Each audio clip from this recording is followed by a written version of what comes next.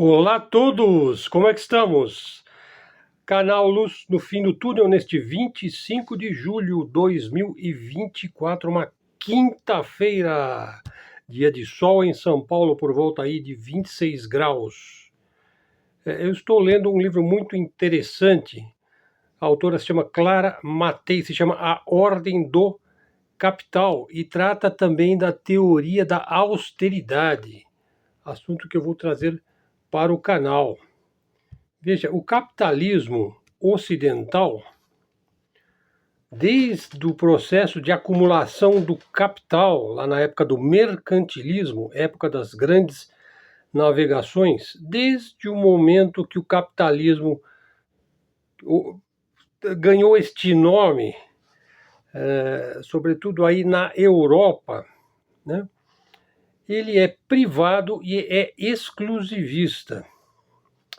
Veja, hoje o capitalismo já passou por várias fases. Em todas estas fases tivemos grandes crises do capitalismo. Na passagem do mercantilismo para a fase dos monopólios e depois para a fase do estatismo, depois voltando para a fase do liberalismo.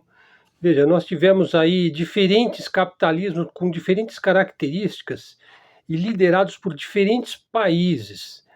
É meio que senso comum que o século, digamos, 17, a Espanha era bastante forte, época da União das Coroas Ibéricas. O século XVIII começa a haver a ascensão do Império Britânico, que se consolida aí no século XIX. A Revolução Industrial é mais comumente associada à Inglaterra, à Grã-Bretanha, época onde você tem a indústria da máquina de tear, da tecelagem, as primeiras máquinas, os primeiros engenhos mecânicos e a formação de uma classe proletária, a acumulação de terras por uma classe capitalista, também dita burguesa. E depois nós tivemos aí guerras mundiais terríveis e o Império Britânico entra em segundo plano e ascende o Império Americano.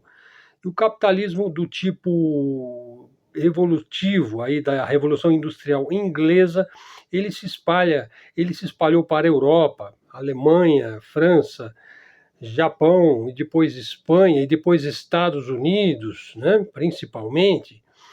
E nesta época você teve a época dos trusts, dos holdings, dos cartéis, dos grandes monopólios.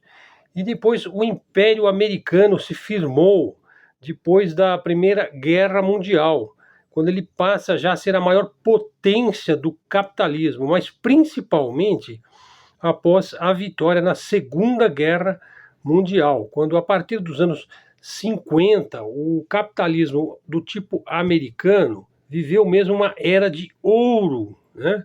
De crescimento econômico sem precedentes e também de expansão militar para todo o mundo, espalhando centenas de bases militares pelo mundo. Os Estados Unidos, em função de coordenar sua própria hegemonia, tratou de difundir-se como uma grande potência mundial, e é quando se fala já após a queda da União Soviética, que fazia um contraponto ao tipo do capitalismo do tipo norte-americano, né?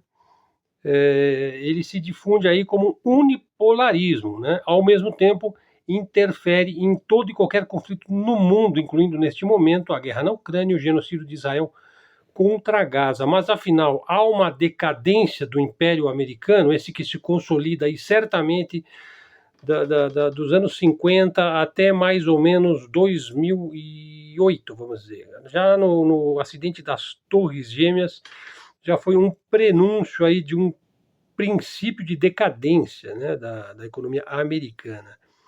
Bom, vamos analisar essa questão. Existe mesmo um declínio do Império Americano?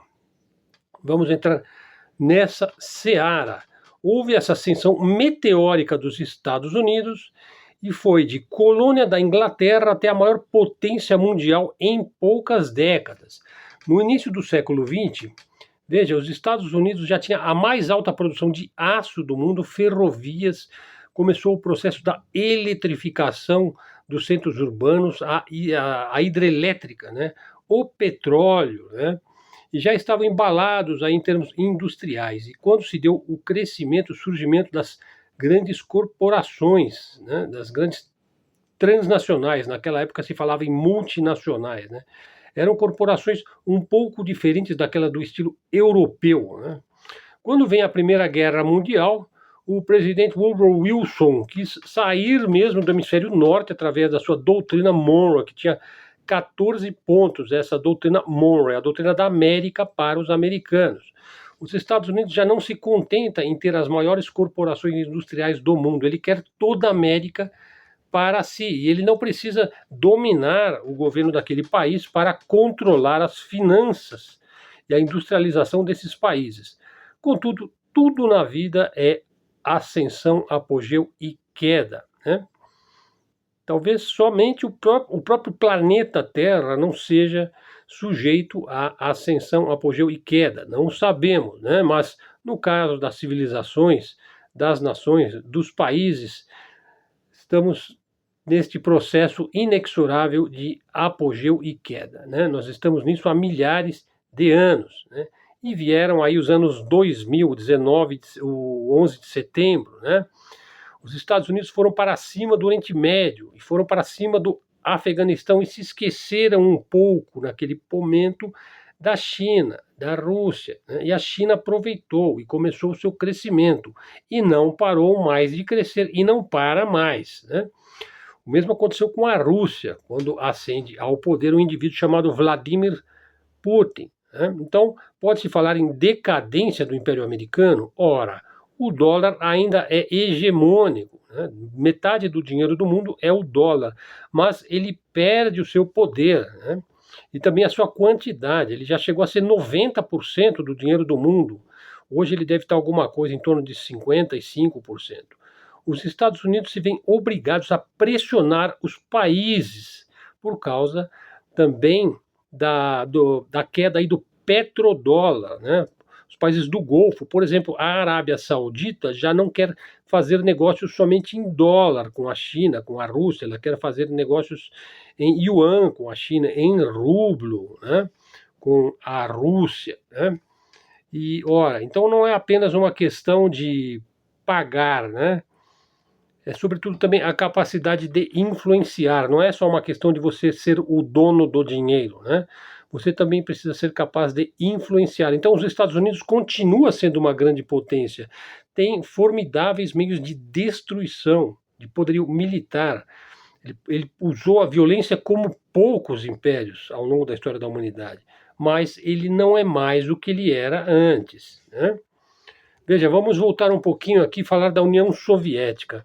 Pouco se diz que lá na década de 80 a União Soviética estava excelente, em excelentes condições. Veja, a União Soviética foi uma grande potência industrial, ela tinha tudo, a indústria pesada, extração mineral de tudo que se possa imaginar, é uma potência em termos de petróleo, de gás, e também ela tinha aquela política de fazer políticas públicas, políticas sociais, né? E era um país que acreditava até um certo ponto numa certa ideologia que diferia grandemente, né, da ideologia do capitalismo do tipo norte-americano e anglo-saxão, né, que é um capitalismo de acumulação de capital, né, em poucas famílias e de controle financeiro dos investimentos.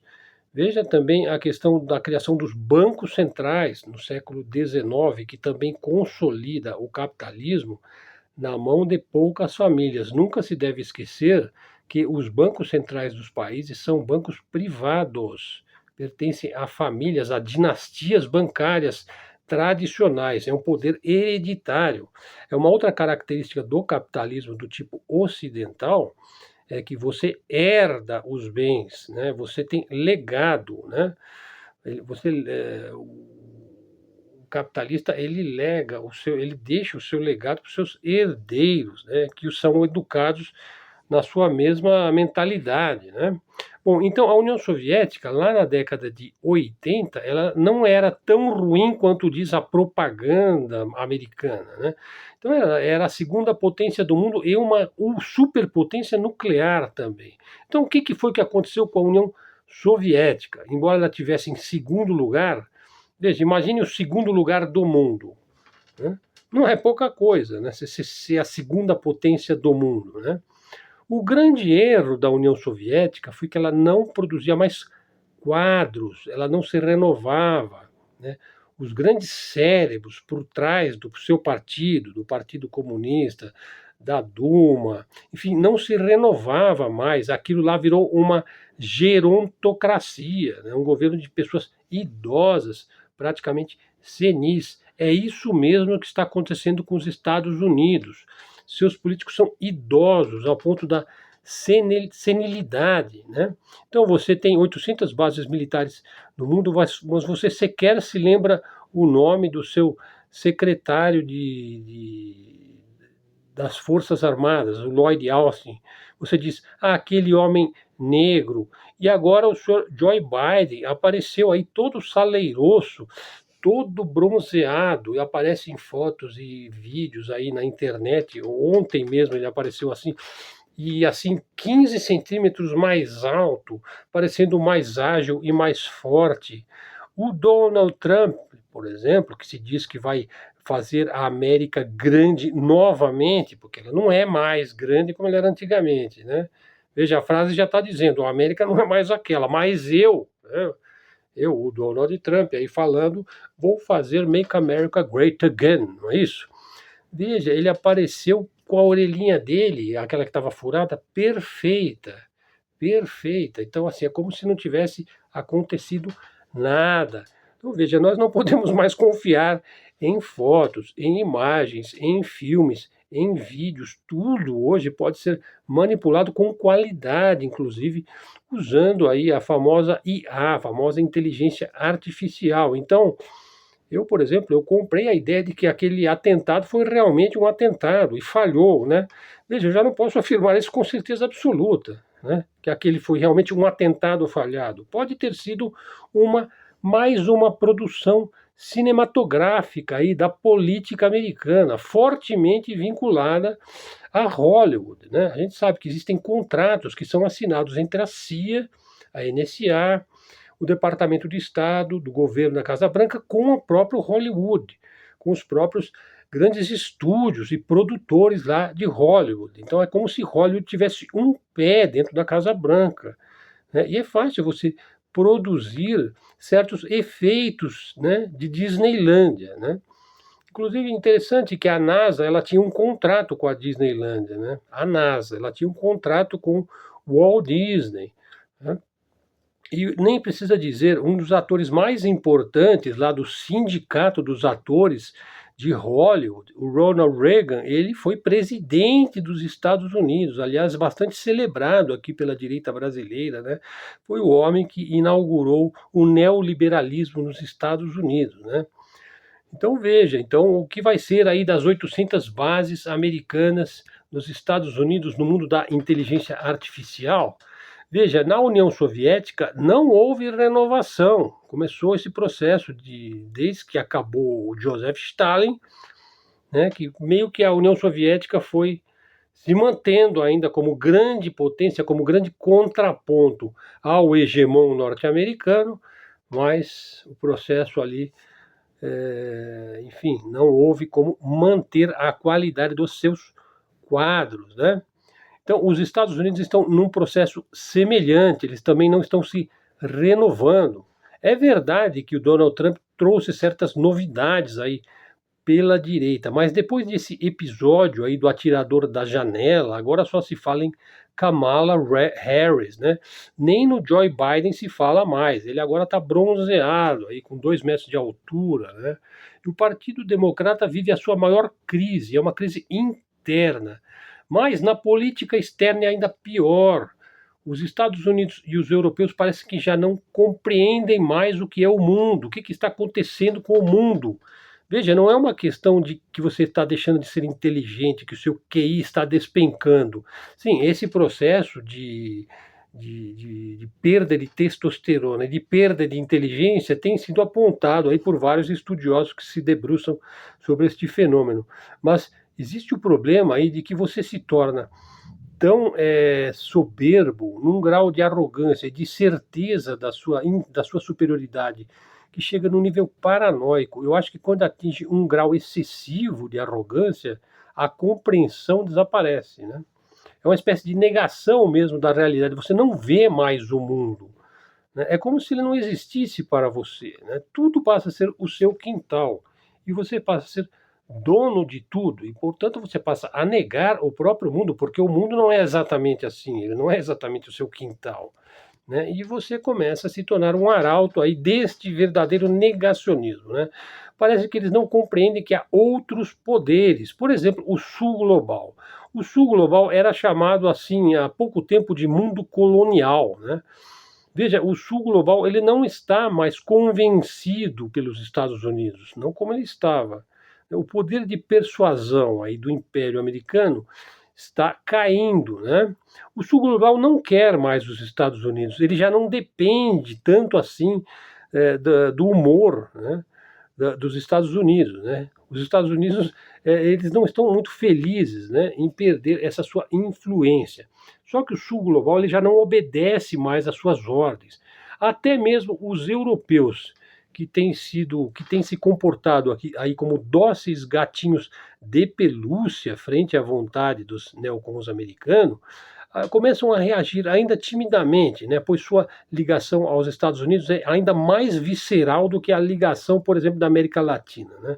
Daí aparecem analistas, né, agora nas redes aí, dizendo que Lula é terceiro mundista, né? Ora, o terceiro mundo é um conceito lá da década de 60, né? Esses analistas são analistas da década de 60, né? Eles não viram mudança alguma, né? Porque se você olhar lá naquela época, na época do terceiro mundo, do terceiro mundismo, esses países tinham uma ideologia fortemente nacionalista, né? Mas eles não tinham bala na agulha, né? Por exemplo, eles tinham de se conformar à vontade dos Estados Unidos. Mas hoje, esses países, digo alguns desses países, têm bala na agulha, né? Você vê, por exemplo, o Irã hoje, né? O Irã hoje vende arma para a Rússia. Bom, a Rússia sempre teve bala na agulha, mesmo na época da União Soviética, principalmente. E mesmo quando a União Soviética caiu, né, por infiltração lá do Gorbachev, que era um amigo do George Soros, e depois aquele que sucedeu o Gorbachev, né, aquele que tomava vodka como quem toma água, né, e, e a Rússia, então, manteve suas armas nucleares, né? Manteve e hoje ela tem um poderio nuclear superior ao dos Estados Unidos. Isso para não falar da tecnologia de drones, que inclusive lhe foi fornecida pelo Irã. Veja só, e o Paquistão, que tem arma nuclear? Ele tem um grande exército. Veja, a Coreia do Norte é temível, né?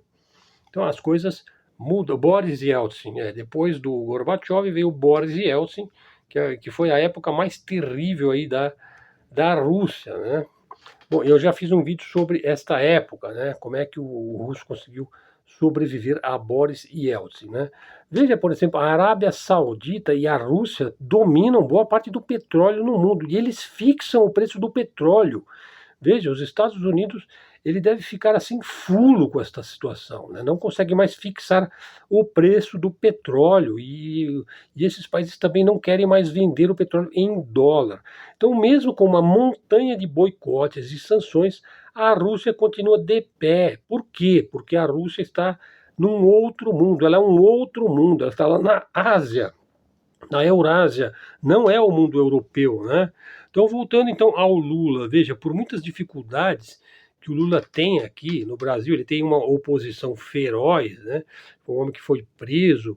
Veja, o Lula ele já venceu 5 eleições no Brasil, 2 no início do século, mais 2 de uma pessoa que ele indicou, né, a Dilma Rousseff, que é presidente do Banco dos BRICS, e depois ele teve a mais essa eleição agora. Ele está no poder, ele praticamente nunca saiu do poder, o Lula, se você parar para pensar, nem com prisão conseguiram tirar esse indivíduo do poder aqui no Brasil. Então por mais dificuldades que ele tenha, né, ele está bastante consciente dessa polarização mundial, desse confronto de civilizações, hein? Então, o sul global tem uns 40% do PIB global e segue crescendo. Então, assim, se o Lula ele fizer uma boa política de entrando um pouco mais profundamente no mundo que vai ascender, que é o mundo BRICS, claro que ele tem que fazer isso com enorme cuidado, né? Porque os Estados Unidos é perigoso você ser seu inimigo e muito arriscado você ser seu amigo, né? Então, assim, veja, o sul global hoje ele tem 40% do PIB global, a sua economia, a sua tecnologia, as suas armas, seus recursos naturais. Então você tem aí uma Arábia Saudita, que é um mar de petróleo, que quer fazer trocas com a China em yuan. E a Arábia Saudita, hein? Que um quintal dos Estados Unidos. Então são coisas que mostram que as coisas não vão bem para os Estados Unidos. E afloraram aí, vieram à tona, né, e escancararam aí esse problema desta tragédia terrível na Ucrânia e também em Gaza. Guerras hediondas que não podem ser mantidas sem a ajuda constante do dólar e das armas da Raytheon, da Lockheed, né, da Norton, né? Enfim, há um novo tabuleiro, há um novo jogo sendo jogado e vem sendo estruturado aos poucos. A derrocada, claro que isso é um processo lento, né, e gradual, que pode levar décadas, mas vai acontecer. Pode-se dizer, o Ocidente vai desabar até o ano de 2050. Todo o capitalismo ocidental, agora a segunda parte do vídeo, desde seguramente a instituição dos bancos centrais, são bancos privados. Vejam bem, desde o século XIX consiste, agora eu vou entrar um pouquinho naquela questão do livro que eu indiquei para vocês no começo deste vídeo, que é A Ordem do Capital, né, onde se fala da teoria da austeridade, né? A austeridade, que é o modo como nós estamos vivendo hoje, né, no mundo ocidental. Meus queridos, desde o século XIX, o capitalismo consiste em transferir renda das classes mais baixas e trabalhadoras para uma pequena e reduzida elite por trás deste sistema. É uma estrutura coercitiva. Então veja, não há controle da inflação, taxa de juros, controle fiscal, taxação de tributos conforme categorias que conserte isso daí. A base, a estrutura do capitalismo está toda errada, está toda ferrada, toda ela é baseada em dívida e austeridade para as classes baixas, as classes que trabalham, que produzem e também para a classe média. Veja, quando a classe média, que é a classe mais importante de qualquer país, deveria ser a maioria de qualquer nação, uma classe média deveria ser próspera, né? Quando a classe média começa a perder sua prosperidade e começa a decair, isso é um problema gravíssimo para qualquer país, né? Por isso que eu digo, eu talvez não viva para ver, mas eu prevejo que até 2050 o Ocidente vai desabar, né? E não vamos dizer, o sistema capitalista ocidental está podre, está corrompido. Não é isso. O sistema capitalista ocidental é o que ele tem de ser.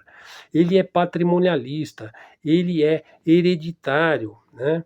Ele vai se apropriando de tudo, principalmente agora, através das privatizações, né? O sistema capitalista ocidental é controlado por poucas dinastias, poucas famílias, ele é um principado, é um patrimonialismo, né? E ele é um poder hereditário, né? E veja, a base desse sistema é transferir os recursos, o dinheiro, a força de trabalho das classes baixas e médias para as classes mais altas e mais privilegiadas da sociedade. Então, a sua finalidade não é mais prover uma classe média sólida, crescente e próspera. A sua finalidade não é mais essa daí. E por isso que o Império Americano está caindo, né? justamente porque não é porque ele se tornou corrupto, ele sempre teve esta característica, né, de ter uma elite iluminada aí, né? Então, a base desse sistema capitalista é a base aí anglo-saxã, judaico-protestante, né? Calcada em usura, em dominação militar, em supremacia religiosa, em privilégios sociais. Os choques que o capitalismo enfrentou, guerras religiosas, Revolução Francesa, Revolução Comunista, guerras mundiais e etc., longe de mudar a sua mentalidade eurocêntrica, imperialista e colonialista atávica, tornou ainda mais fanático, ao ponto de gerar mesmo a convicção da parte aí de uma reduzida elite de que a humanidade deve se submeter ou ser destruída ou substituída. Bom, eu acho que eles vão fracassar. Bom, eu acho que está de bom tamanho. Falei mais a respeito do capitalismo, sobre a decadência do Império Americano. Pessoal, veja bem, esta decadência ela começou a se tornar mais visível aí em 2008, quando teve a crise imobiliária, o Lehman Brothers faliu, e os Estados Unidos, assim, ele estava assim um pouco fora da realidade, né, de países que estavam crescendo de maneira excepcional lá na Ásia. Foi então que acendeu uma lâmpada, né, lá na China. Foi em 2008 que acendeu uma lâmpada, assim, né? E eles perceberam, olha, nós não podemos mais depender do dólar, vamos criar um sistema nosso, um sistema de pagamentos asiático. E fez, e chinês não pede permissão para fazer coisas, ele simplesmente faz, como agora, por exemplo, a China, sob a iniciativa de Viktor Orbán, né, que visitou lá a China, visitou a Rússia, visitou a Ucrânia, visitou Washington, está costurando a paz que nós queremos para a Ucrânia e para Gaza. Quem está mediando tudo isso é a China, é a Rússia, né? Agora até mesmo o Lula, né, está conversando aí com o Xi Jinping, né? O Xi Jinping está liderando o processo de paz na Ucrânia e em Gaza. Eu vou falar mais sobre isso daí amanhã, no vídeo de amanhã. Então, assim, depois de 2008, de lá para cá, nós estamos em 2024. Veja, a China avançou de maneira excepcional, sendo que a política econômica chinesa é completamente diferente da política econômica do Ocidente, que está vigorando hoje nos Estados Unidos. É completamente diferente. Isso eu vou explicar amanhã, quando eu explicar sobre a teoria econômica moderna e a maneira como eles fazem a gestão de suas finanças, de seus negócios, de seus investimentos e por que que eles têm. Por exemplo, eu tô com um amigo que acabou de voltar da China, que aliás é um meu amigo da época do ensino médio, né?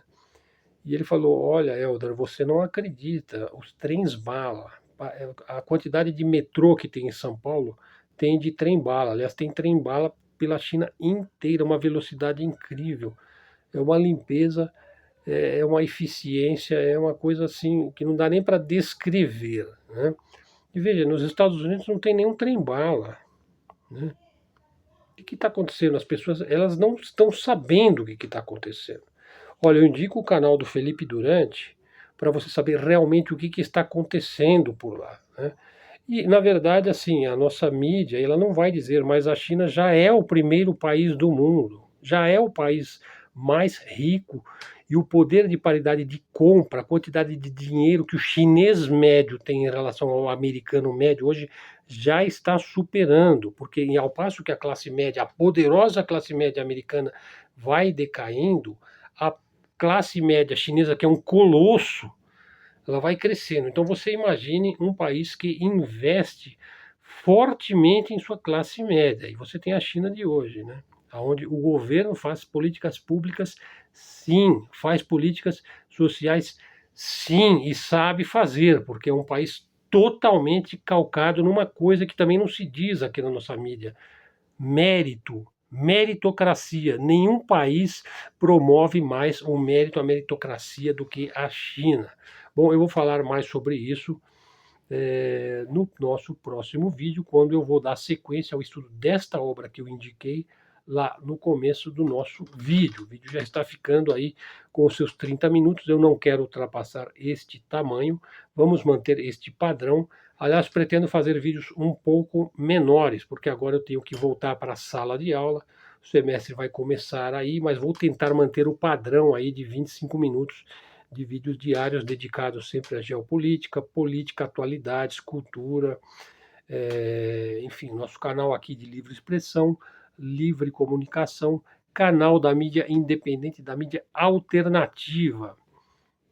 Então, pessoal, prestigiem aí o nosso canal, verifique se você está inscrito no canal, acione o sininho aí para o YouTube saber que você está aqui conosco, construindo o conhecimento junto com a gente. Então vamos em frente.